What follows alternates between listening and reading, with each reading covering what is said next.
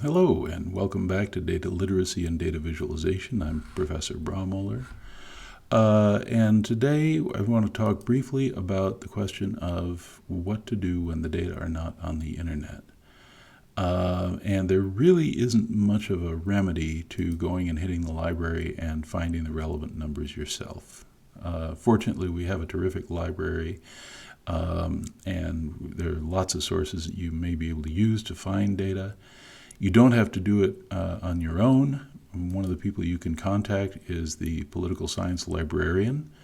If you go to the University Library's Research Guides page and look under Political Science, you can find the dedicated political science librarian, as well as a button that says Email Me.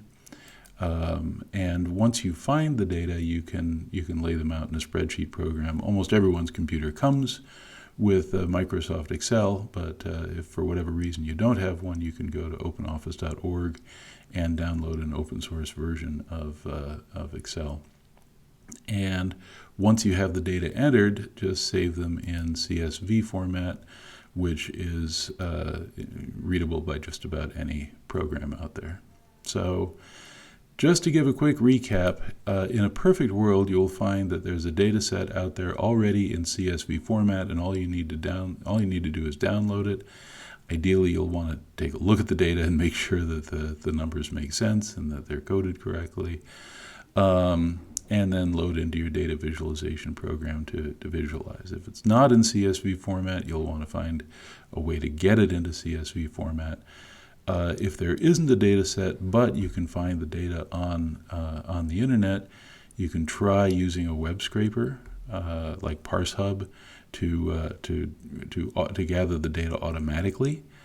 And if that doesn't work, you enter the data by hand. Either way, you want to end up with a CSV file. Okay?